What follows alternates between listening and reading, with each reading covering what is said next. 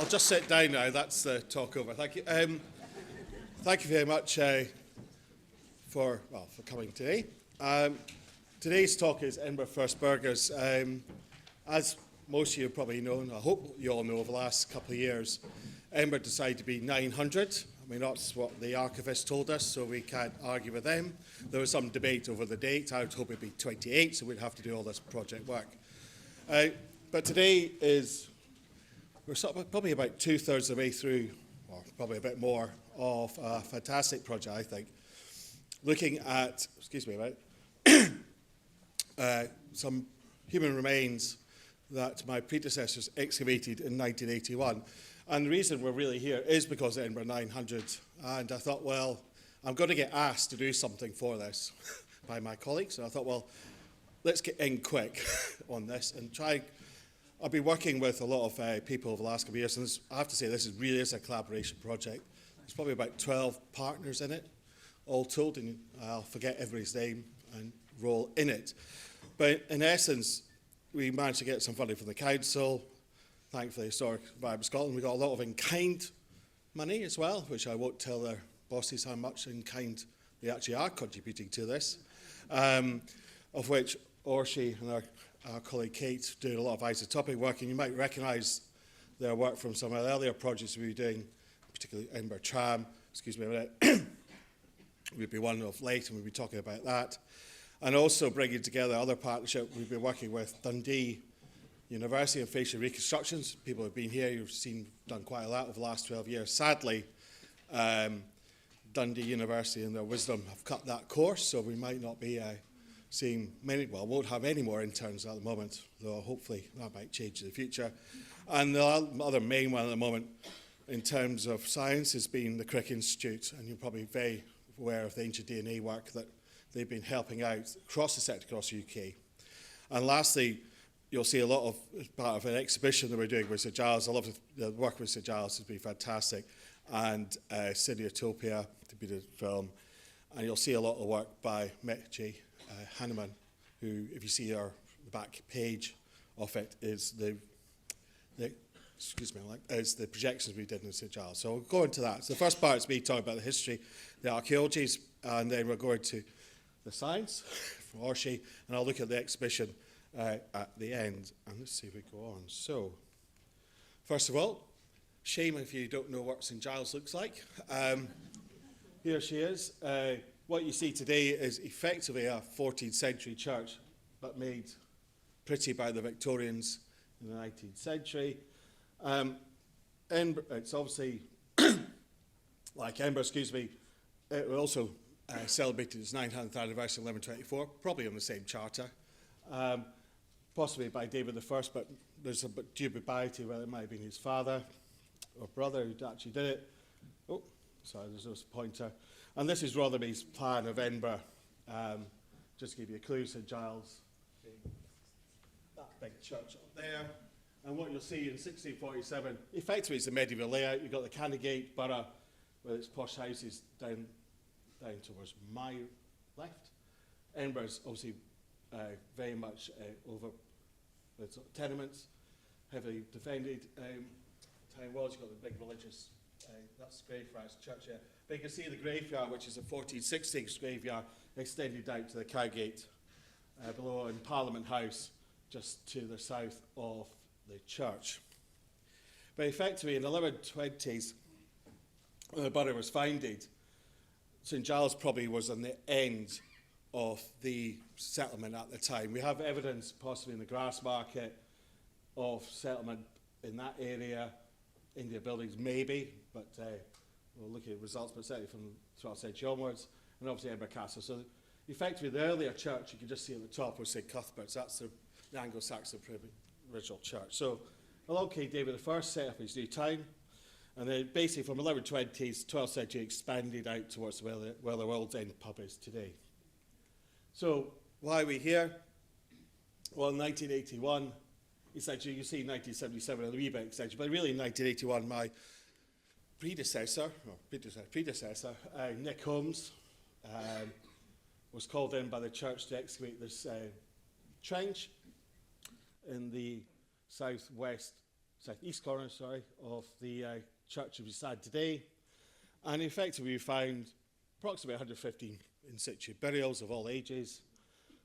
The important thing about the graveyard itself, and uniquely, I would say, it's actually the 5 phases broadly were every 100 years, and it corresponds with development of the church.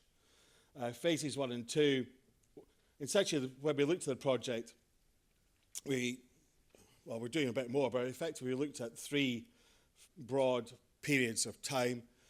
Edinburgh's first burghers, who wanted to understand about the first people of Edinburgh, hence the title.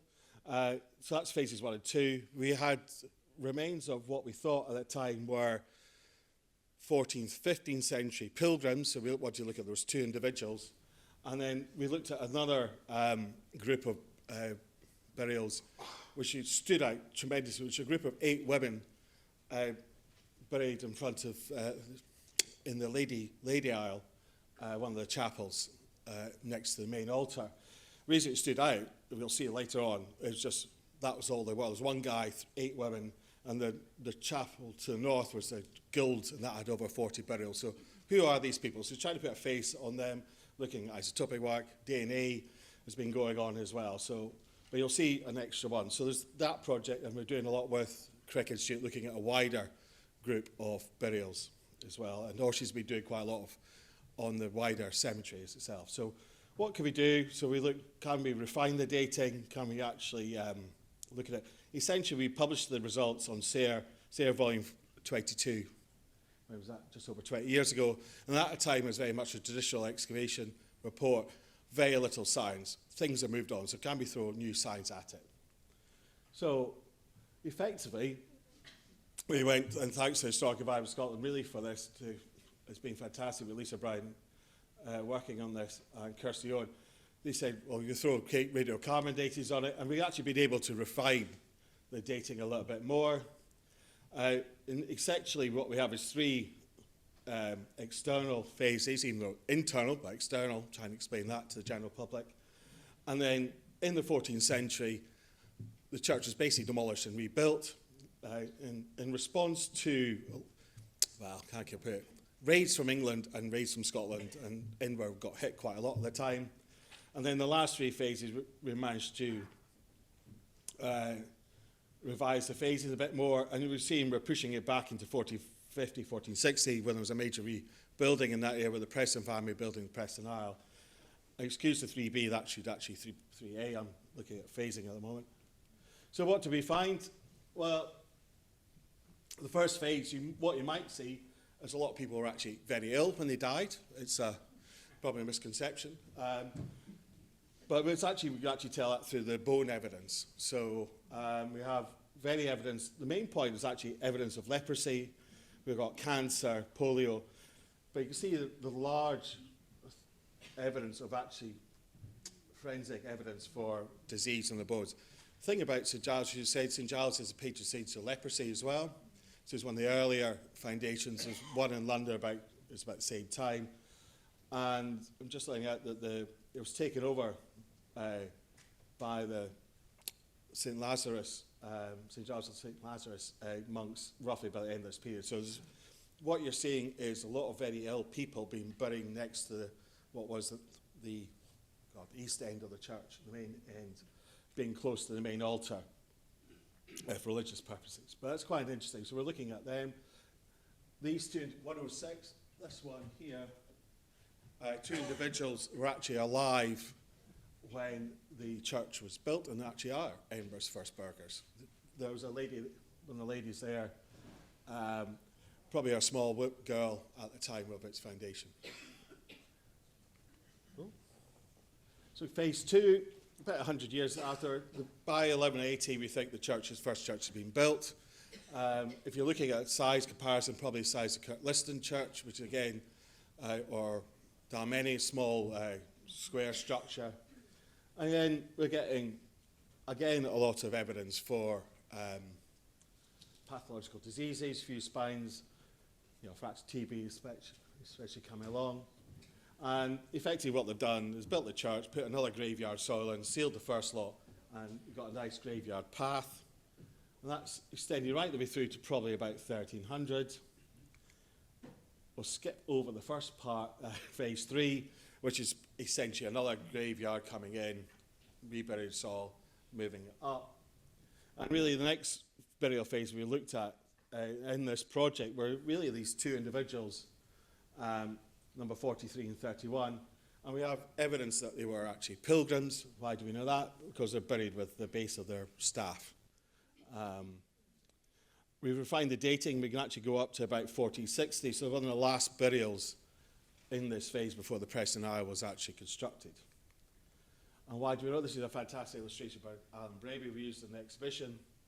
The more painting one, top left-hand corner, that's like we nicked off the internet. But effectively, that person is wearing the uniform of a pilgrim in the 15th century. The staff, the purse, the hat, the cloak. And this is, although it's everything in here, it's trying to convey that message of what these people would have looked like to the general public in a very mixed up chapel with bits of legs and forms, because that's for votive offerings and things like that. But you can see the base of one of the staff at the bottom. That's actually from our excavations. So who are these people? Well, they're potentially links, obviously buried inside the church right next to the main altar. So not your common old garden pilgrim at the time. These would have been very rich members of Edinburgh society, but they're actually very proud of being a pilgrim. They probably may have gone pilgrim to south of France. There's we've got references in 1460 at the end of this period when the Preston family brought back the arm bone of St. Giles to Edinburgh and built a new shrine of the Preston Isle. I'm not saying these people went on that pilgrim, but there's obviously those links with St. James, etc. So really interested to find out more about these in terms of isotopic analysis. So we're trying to give that picture. So just using that little bit of evidence is throwing on that interpretation of the members of the public. Moving on to the last group, is this burial phase 4 and 5. It's essentially, here's the altar of Our Lady. It was actually divided through a gap. But you can see all these are women here. This is the only gentleman, I believe, number 46. So you can see how it stands out from the group above, which is very much a mixed group of people, as you might imagine, with the trade guild. And all ages. We had everything from infants all the way through to older people. And again, the women are actually of all ages, from their 20s into older age. Interesting, we may have a named individual, one of these people, the guys that we know of a man who's supposed to be buried there, but he's on the wrong side of the altar, because our evidence shows it's actually a woman, not a man, so we don't know what's going on there. So we can just see Taylor's Guild up there. So as part of that, I will pass on to my colleague, or she will go through the science. Hello. As John mentioned, my specialism is in isotope archaeology, so in terms of the ancient DNA, I'm sort of here to translate what Tom Booth and colleagues found at the Francis Crick Institute. Hopefully you can hear me well enough. So Tom and colleagues came and tried to sample 44 individuals out of the 115 that was found at St. Giles Cathedral. 36 of them actually showed really good preservation of ancient DNA, and so they were able to tell the kind of chromosomal sex of these individuals. This also included juveniles, children, which is quite important because from an osteological perspective, it is really difficult, if not impossible, to assign sex to juvenile individuals. This included SK109 that you can see on this picture here. So we learned that SK109 was a young female, and this allowed us to inform the facial reconstruction of this particular individual buried at the site. So far, they have not found any kind of genetic relationships between the people buried here. This is still an ongoing study, and they have identified their origins as to be kind of broadly northwestern European. But they are also looking into other things, not only the genetic sex and relatedness of these people. They are looking at various diseases present at the site, and using different metagenomic techniques, they were able to identify, for example, an individual, SK63, which is a juvenile male, as having been infected by the bacteria Yersinia pestis. Now, this is the bacteria that caused the outbreak of the Black Death of plague between 1348 and 1350. And this time period actually fits quite well with the chronology that we think that this particular individual would have died in.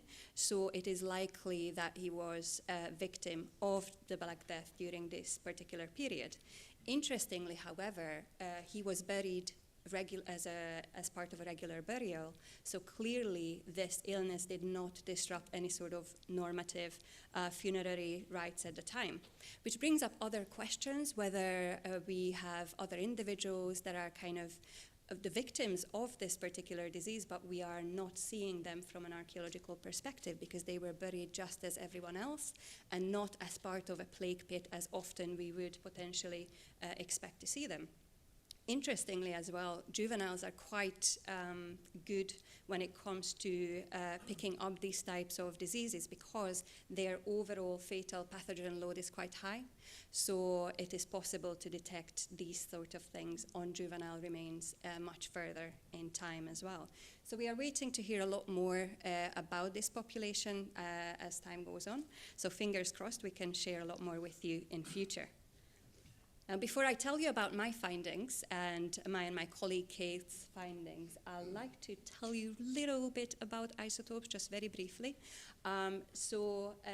Primarily, we are building on the concept that everything that we eat and drink gets built into our body, and it leaves these chemical signatures in our bodily tissues.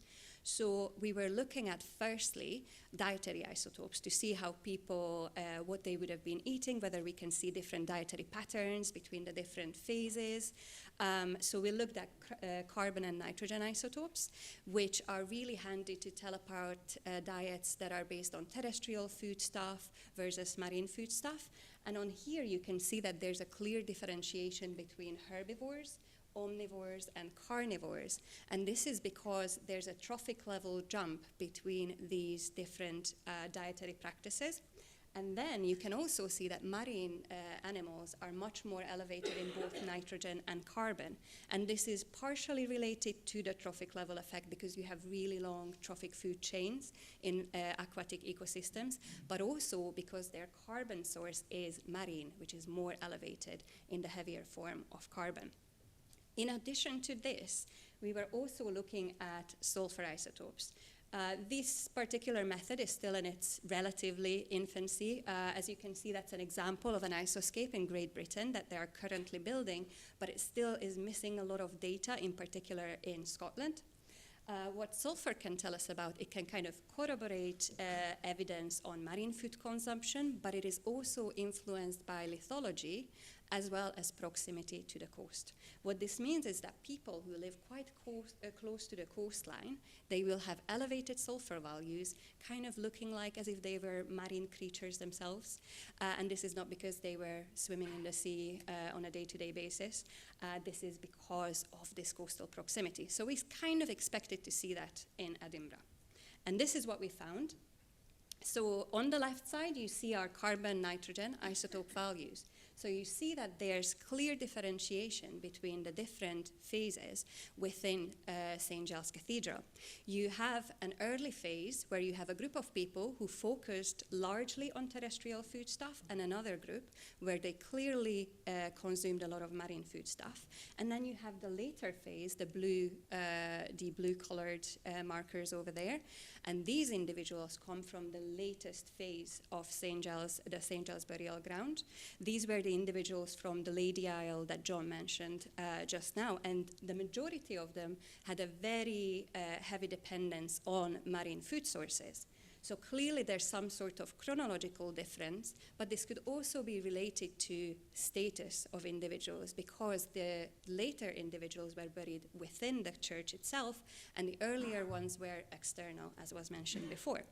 In addition to that, we also find evidence of people potentially coming into Edinburgh late in their life. This is because when you look at the sulfur isotope values, the majority of people are above 10 per mil, which is what we would expect to see around Edinburgh and this coastal area. But there's clear outliers there who would have potentially come in from a non-coastal area, somewhere further inland, and potentially from a very different dietary background.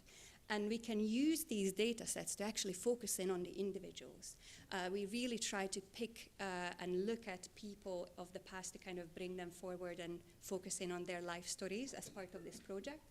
So we can try and look at individuals that have been used for facial reconstructions and look at where they would have been located as part of this larger data set. Oh, actually, before I move on, I would like to specifically point out the individual over here, who is SK103, and we are going to be focusing in on her to show you how exploring one individual using a suite of data sets, a suite of different scientific methods, we can learn a lot more about their life within this kind of broader group. So looking at this individual, first things first, we also wanted to know where these people came from potentially. So what we did, we looked at their tooth enamel and we tried to identify where they might have come from. We can use strontium and oxygen isotope for this, and the isotopic methods help us look at tooth enamel forms during childhood, so that's why we can use this to look at childhood origins of these individuals. And we were able to identify a couple of people who certainly would have come to Edinburgh from different areas further afield from the UK, potentially from without.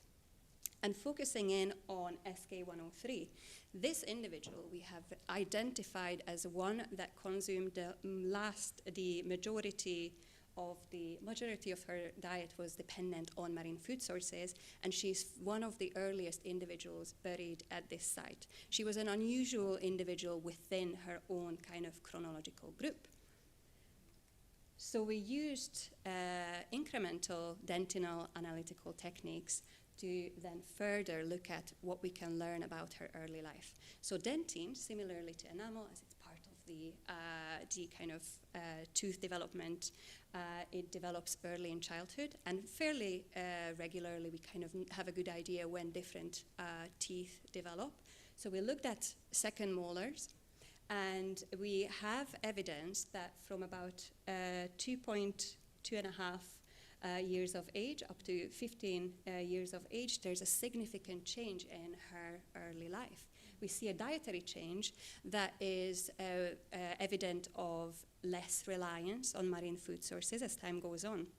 But importantly, the values that this individual shows are outliers not only within this particular group, but an outlier more broadly with kind of published medieval urban material. We have not really seen elevated carbon and nitrogen isotope values this high before. Now, this could be related to movement. This could be related to the fact that this individual clearly moved to Edinburgh, potentially from either the Northern Isles, based on our evidence, or even further south in Britain. Or this could also be related to changes in circumstance or occupation within the family. We don't really know, but we do know that something significant happened early in her life, and then kind of developed this diet that was very similar to her late life, which you can see there with the kind of dotted lines. That's her late life diet. So this could be related to potential evidence of movement as well. And I think this project has been really good in showing how bringing in different types of evidence and bringing in science as well, kind of artistic representations of these individuals can bring them a bit closer to people and kind of show these individual life stories within the vast data sets where they potentially could get lost quite easily.